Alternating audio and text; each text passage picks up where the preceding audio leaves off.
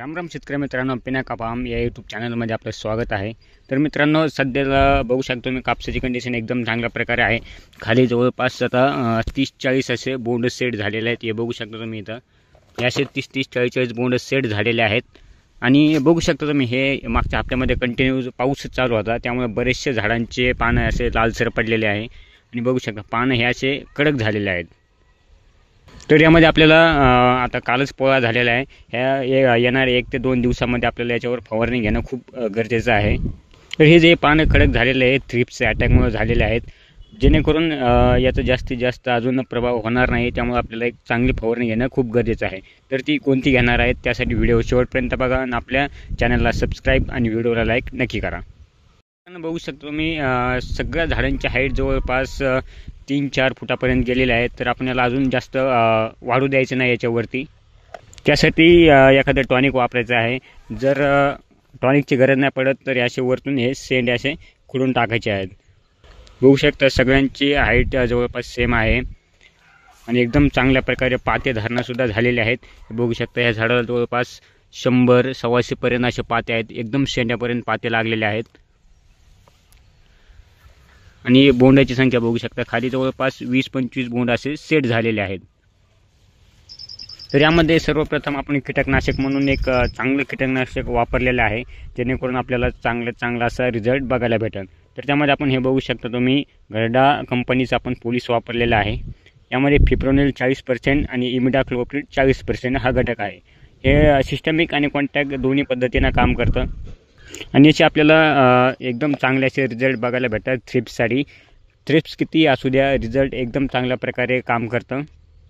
तर हे आपल्याला प्रतिपंप 10 ग्रॅम वापरायचं आहे।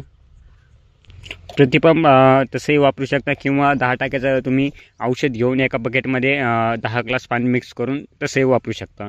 शक्यतो तुम्ही पाणी करूनच वापरा, जेणेकरून तुमच्याकडून औषध कमी जास्त होणार नाही। बघू शकता तुम्ही पानं असे बऱ्यापैकी एकदम ट्रिप्समुळे कडक झालेले आहेत। तर याच्यामुळे आपल्याला उद्या फवारणी घ्यायची आहे याच्यामध्ये। आणि यामध्ये पोलीससोबत आपल्याला एक टॉनिक घेणं खूप गरजेचं आहे, जेणेकरून हा जो कडकपणा आलेला आहे हा नाहीसा होईल आणि जे येणारे जे वरती जे पानं आहेत ते एकदम कवळे येतील। त्यामुळे आपल्याला टॉनिक घेणं खूप गरजेचं आहे। तर याच्यामध्ये तुम्ही टाटा बहार घेऊ शकता, ॲम्बिशन घेऊ शकता, कोणते टॉनिक घेऊ शकता। आणि अशा ढगाळ वातावरणामध्ये पातगळ होण्याचे चान्सेस खूप जास्त असतात, त्यामुळे आपल्याला एखादं त्यामध्ये बुरशीनाशक वापरणं अत्यंत गरजेचं आहे। त्यामध्ये तुम्ही चांगलं कोणतंही वापरू शकता, जसं की शेमीर आहे, टाटाचं कंटाप आहे, साधं एखादं कोणतंही वापरू शकता तुम्ही, जेणेकरून आपल्या झाडाला जे पाते लागलेले आहेत ते गळ थांबवण्यासाठी बुरशीनाशक वापरणं खूप गरजेचं आहे। आणि त्यामध्ये एक सर्वात महत्त्वाचं म्हणलं तर जी येणारी जी बोंड अळी आहे ती रोखण्यासाठी आपल्याला त्यामध्ये एक अळीनाशक वापरणं खूप गरजेचं आहे, जेणेकरून ही जर अळी जर फुलामध्ये तिनं अंडे दिले तर त्याच अळीचे नंतर आळ्या वाढून आपल्या असं बोंडामध्ये जी आपले खाली जे बोंड सेट झालेले आहेत त्या बोंडामध्ये गेल्यानंतर पूर्ण बोंड किडून जाणार। तर त्यासाठी आपल्याला आत्ताच अळीनाशक वापरणं खूप गरजेचं आहे।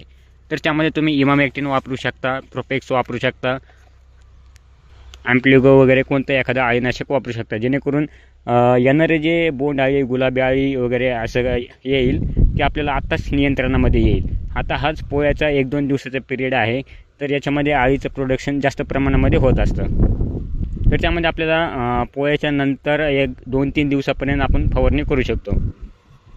शक्यतो होईल तोपर्यंत आपल्याला कीटकनाशकसोबत एखादा टॉनिक वापरायचा आहे। ते 4-5 जर औषधं एकत्र केलं आपण तर आपल्याला पाहिजे तसं असं रिझल्ट बघायला भेटत नाही। त्यामुळे 2 टप्प्यामध्ये फवारणी करायची आहे। कीटकनाशक आणि टॉनिक एकदा करा आणि अळीनाशक म्हणजे प्रोपेक्स आणि बुरशीनाशक वगैरे हे दुसऱ्या टप्प्यामध्ये करा, जेणेकरून याचे जे कडक पानं झालेले आहेत हे नंतर होणार नाहीत। बऱ्याचशा लोकांचं म्हणणं असतं की प्रोपेक्सना पानं एकदम जरगट वगैरे होतात, तर असं नाही, तुम्ही 2 टप्प्यामध्ये 1-2 दिवसाचा गॅप देऊन फवारणी करा। बघू शकता तुम्ही मागच्या हप्त्यामध्ये कंटिन्यू पाऊस असल्यामुळे फवारणी करणं न झाल्यामुळे हे असे पानं बघा बऱ्यापैकी असे थ्रिप्सच्या अटॅकमुळे असे कडक झालेले आहेत। एकाने 8-10 दिवसात फवारणी झाल्यानंतर हे व्यवस्थित होऊन जातील। आणि यामध्ये आपल्याला एखादं खत वापरायचं आहे, तुम्ही 1261 वापरू शकता किंवा 05234 वापरू शकता, जेणेकरून आपलं या पात्याचं रूपांतर फळामध्ये होईल, म्हणजे असं बोंड लागण्याला चांगल्या प्रकारे सुरुवात होईल। तर तुम्ही एखादं खतही वापरू शकता त्यामध्ये। तर मित्रांनो, माहिती कशी वाटली कमेंटमध्ये नक्की सांगा आणि आपल्या चॅनलवर नवीन असाल तर चॅनलला सबस्क्राईब आणि व्हिडिओला लाईक नक्की करा.